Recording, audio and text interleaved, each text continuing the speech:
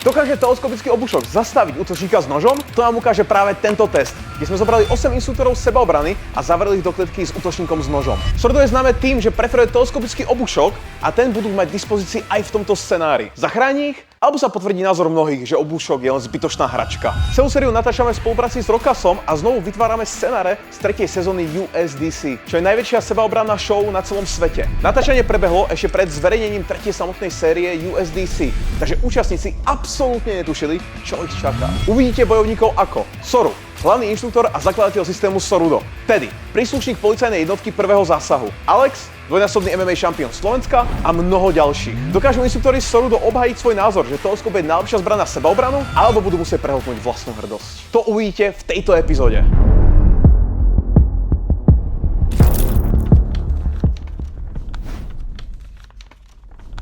Potom, co jsme dokončili všechny Blade Cage simulace, co byly v USDC, tak jsme se s Rokasem domluvili na tom, že dáme ještě jednu bonusovou. Jak asi víte, pokud sledujete náš kanál, tak teleskopický obušek je naše klíčová zbraň, co používáme ze všech nejčastěji. Takže jsme se rozhodli, že uděláme ještě bonusový kolo s Blue Buttonem. Blue Button asi znáte, je to tréninkový teleskopický obušek, který můžete schovat, můžete se ho dát do kapsy, tím pádem během té simulace musíte i tasit a chová se vlastně jako standardní teleskop. Největší výhoda toho Blue Buttonu je, že s ním můžeme imitovat to, že jako v běžném životě jim ho dáme někam do kapsy nebo za opasek a oni i během toho napadení chlapem s nožem ho doopravdy musí vytasit, otevírat a mají to o něco těžší, než kdybychom jim dali jenom rovnou tyč. Velká nevýhoda toho Blue Buttonu je, že ta koncovka je velmi měkká, takže vy skoro necítíte ty zásahy. On to jako štípne, ale pokud má na sobě útočník masku, tak to jinak nedělá vůbec nic. Ale protože ten impact toho zásahu kovovou tyčí do hlavy je velký, tak jsme se rozhodli, že pokud tady budou 2 nebo 3 opravdu silný a poctivý zásahy do hlavy, tak budeme tu situaci zastavovat a nebude pokračovat, jako by toho chlapa vypli. Pokud ho nevypnou, tak platí standardní 25-sekundový časový limit jako v předchozích simulacích. Ako prvý do výzvy idem ja, dvojnásobný MMA šampión a inštruktor teleskopického obušku.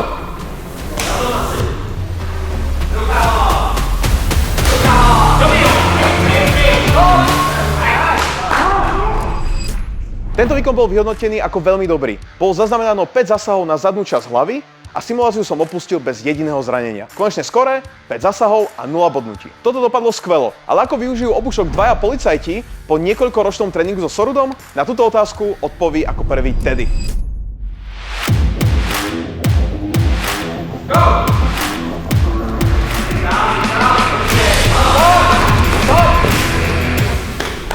Teddy držal obušok skrytý až do prvých priamých úderov. Použil prvok prekvapenia. To je jeden z hlavných princípov Sorudo. Snažíme sa každú situáciu deeskalovať a so zbraňou viditeľnou v ruke je to veľmi obťažné. Preto v Sorudo držíme zbraň skrytú až do posledného momentu a vyťahujeme ju, až keď toho útočníka chceme zasiahnuť, aby sme mali práve čo najväčší efekt prekvapenia. Teddy takisto ukončil simuláciu v dobrej pozícii, pripravený pokračovať v útoku. Prežil zo skóre 5 zasahov a 0 bodnutí.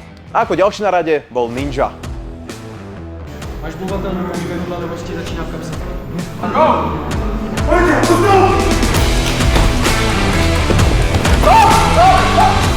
Veľmi podobný výkon ako u Teddyho. Držal obušok skrytý a zasahoval priamými údermi, čímž útočníka rýchlo eliminoval. Bonusové body za použitie krátkeho konca obušku v klinči. Ukončil súboj bez jedného bodnutia. Zatiaľ boli výkony veľmi dobré, ale dokáže na ne nadviazať bývalý vyhadzovač Maty?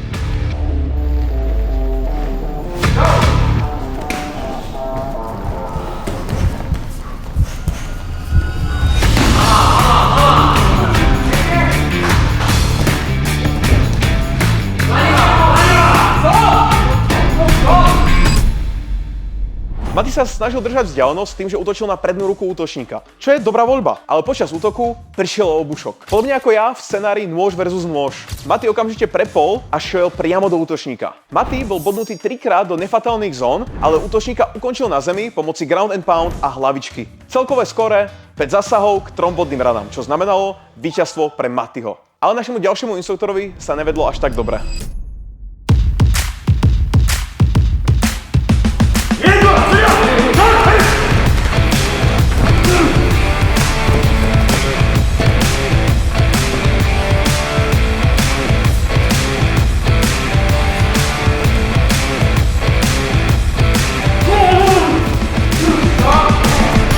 inštruktor strelnice a prvej pomoci. Ale teleskopický obušok není jeho primárna zbraň, pretože s ním netrénoval tak dlho ako ostatní inštruktori, nepodarilo sa mu situáciu vyriešiť tak dobre ako ostatným. Zasahol útočníka veľakrát v klinči, ale údery neboli dostatočne silné. Dostal sa do klinče, čo je niečo, čo nechcete robiť, pokiaľ máte zbraň na dlhú vzdialenosť. Nakoniec bol Tom zasiahnutý 6-krát, čo v tejto situácii znamenalo smrť. Jeho konečná pozícia bola síce silná a bol pripravený útočníka dokončiť, ale scenár by neprežil.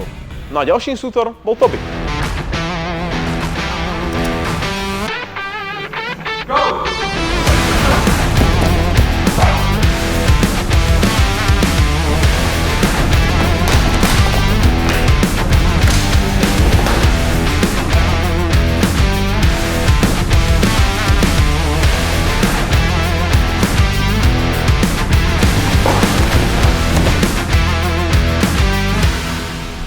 Toby zvolil viac taktický prístup. Zasahol útočníka 2-krát do hlavy a 2-krát do ruky. Údery však neboli dostatočne presvedčivé, aby sme mohli započítať ako zastavujúce. Toby bol naviac zasiahnutý 2 kopmi na hlavu, čo znamená, že by mohol byť nokautovaný alebo minimálne výrazne spomalený. Tento scenár by neprežil.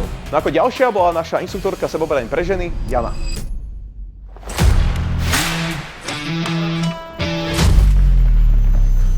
Go!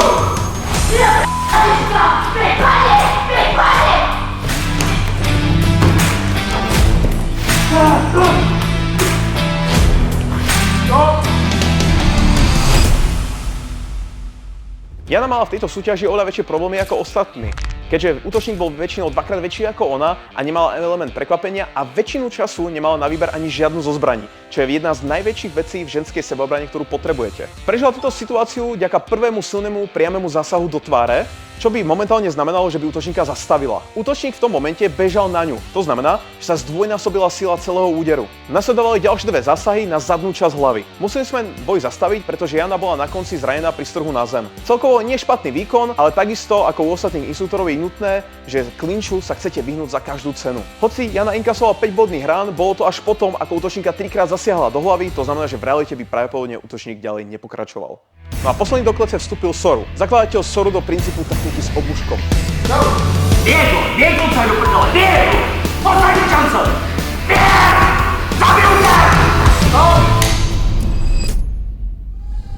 Hneď prvý bod je za neuveriteľné využitie hlasu. To je skvelá taktika, ako donútiť útočníka zaváhať. Soru bol bodnutý iba raz do nefatálnej zóny. Zasahol útočníka 6-krát do hlavy, pričom prvý priamy úder bol zastavujúci. Celkovo bol ďalším inštruktorom, ktorý túto výzvu prežil.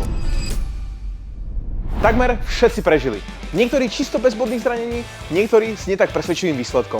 Tak čo na to hovoríte? Je teleskop nepoužiteľný? Alebo sme práve ukázali, že problém nie je v zbrani, ale v tom, ako sa používa? Napíš do komentárov, či by si ty vzal protinožný teleskop, alebo by si zvolil nejakú inú taktiku alebo cestu. Čakajú na nás ďalšie scenáre. Nôž versus holé ruky. Najtypickejší realistický scenár, ktorý vás môže stretnúť. Home Invasion, Road Rage a epizóda, kde sa naši inštruktori utkajú proti 2 útočníkom so zaviazanými očami, bude za chvíľu exkluzívne na Patreone. Na YouTube ju nenájdete. Ak vás zaujíma realita, nie teória, dajte odber.